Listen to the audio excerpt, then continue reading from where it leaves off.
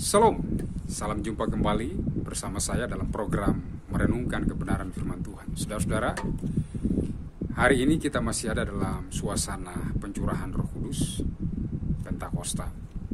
Dan karena itu saya akan membagikan renungan firman Tuhan masih dalam konteks itu.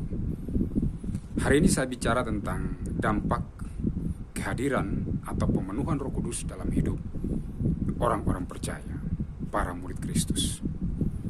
Salah satu ayat yang menunjukkan atau terkait dengan tema yang saya sebutkan tadi terdapat dalam Kisah Para Rasul pasal yang keempat ayat yang ke-31.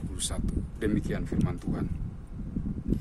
Dan ketika mereka sedang berdoa, goyanglah tempat mereka berkumpul itu dan mereka semua penuh dengan Roh Kudus. Lalu mereka memberitakan firman Allah dengan berani.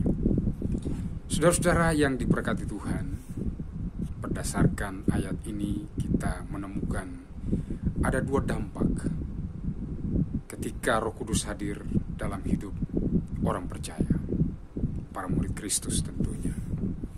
Pada waktu itu saudara-saudara, para murid Yesus sedang berada dalam tekanan yang sangat keras karena pasca ketuangan Roh Kudus atau pencurahan Roh Kudus, maka murid-murid Tuhan yang tadinya pengecut, para penakut ketika melihat tantangan, problem, maka mereka melarikan diri. Sekarang justru mereka berani menghadapi tantangan itu.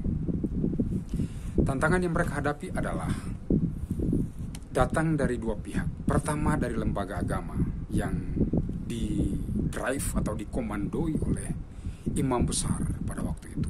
Yang anehnya, Alkitab melaporkan dalam kitab Kisah Para Rasul pasal 4 ayat yang ke-6, ada 4 orang imam besar. Pertama Hanas, kedua Kayafas, ketiga imam besar Yohanes, dan yang keempat Alexander. Mereka ada dalam sebuah mahkamah agama Yahudi yang dikenal dengan sebutan Sanhedrin. Hari itu mereka berkumpul 70 orang. Karena bukan hanya 4 orang ini imam besar, tapi juga ada orang Saduki, orang Farisi, ahli Taurat, dan para tua-tua Yahudi. Mereka melarang para rasul untuk memberitakan atau menyaksikan sesuatu yang sifatnya terhubung dengan nama Kristus. Karena waktu itu saudara-saudara ada seorang lumpuh di gerbang bait Allah mengalami mujizat kesembuhan ilahi. Ia lumpuh dan bisa berjalan. Karena Petrus berkata kepadanya, emas dan perak tidak ada padaku, tapi apa yang ada padaku kuberikan kepadamu, yaitu dalam nama Yesus Kristus orang Nazaret. Aku perintahkan kepadamu, berjalanlah. Dan Alkitab berkata mujizat terjadi. Orang lumpuh itu berjalan. Ini adalah dampak hadirnya Roh Kudus dalam hidup para murid Tuhan pada waktu itu. Dan ketika mereka menghadapi tantangan ini, saudara-saudara, mereka tidak mundur. Tantangan pertama tadi saya jelaskan dari lembaga agama. Yang kedua dari lembaga dunia. Dunia yang punya kuasa, punya kekuatan, punya power.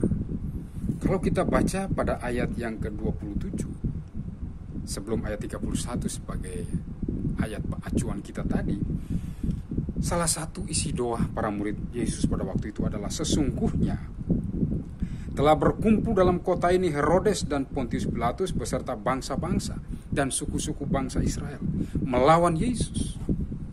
Jadi mereka sadar, saudara-saudara, tantangan yang mereka hadapi bukan hanya datang dari lembaga agama yang resmi, yang legal di Israel pada waktu itu, tapi juga datang dari lembaga kekuasaan dunia, lembaga pemerintahan dunia.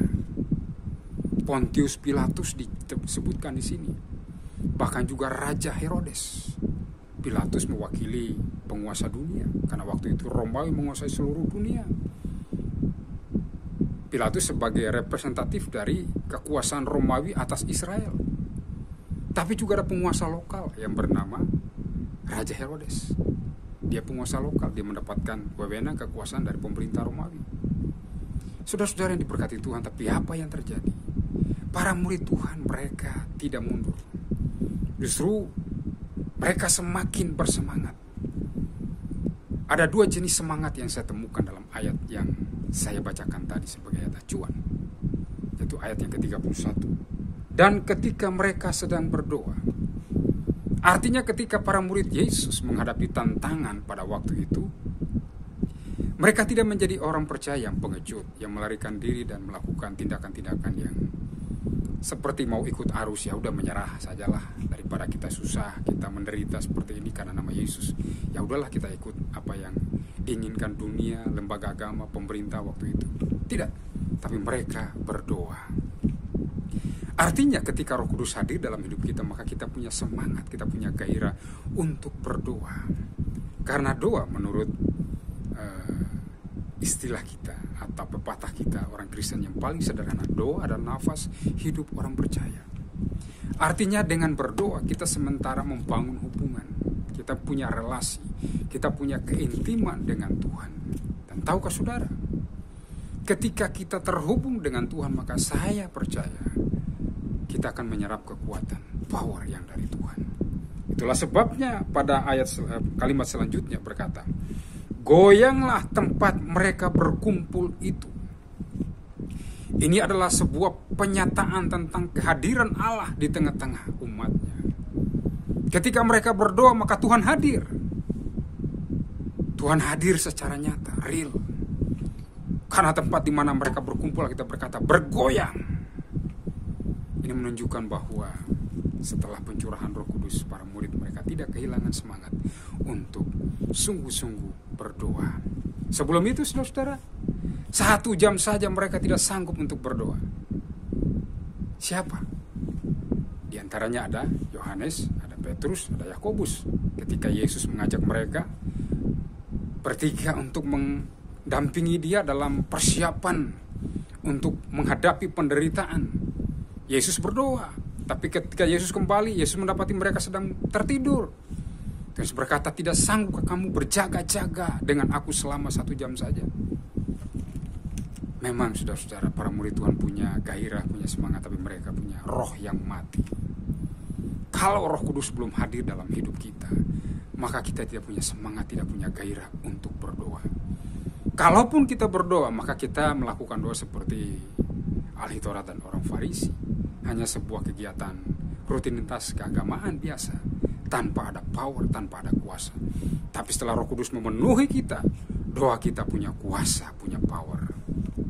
Kedua, dampak dari hadirnya Roh Kudus dalam hidup para murid Kristus adalah lalu mereka memberitakan firman Allah dengan berani. Ini isi doa mereka. Tuhan, berikanlah keberanian kepada kami, nyatakanlah kuasa-Mu, tanda-tanda ajaib perlihatkanlah. Jadi para murid Tuhan, saudara, selain mereka punya gairah untuk berdoa, mereka juga punya semangat untuk memberitakan Injil. Tanda yang paling sederhana yang bisa kita lihat dari orang percaya, apakah dia penuh Roh Kudus apa tidak? Yakni dia berani tidak menyampaikan firman Tuhan. Dia berani apa tidak?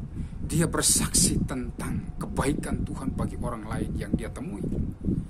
Kita saksikan dong apa yang kita alami, apa yang kita terima dari Tuhan. Karena saudara-saudara, kesaksian kita adalah alat atau media di mana Roh Kudus bisa menjamah seseorang.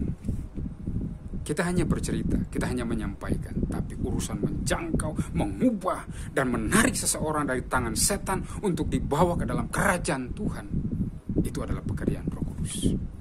Yang kita minta kepada Tuhan adalah keberanian untuk memberitakan atau menyampaikan kabar atau berita sukacita dari Tuhan. Ini adalah dampak hadirnya Roh Kudus dalam hidup kita. Para murid waktu itu mereka tidak hanya bahasa roh, tapi mereka berani menyampaikan firman.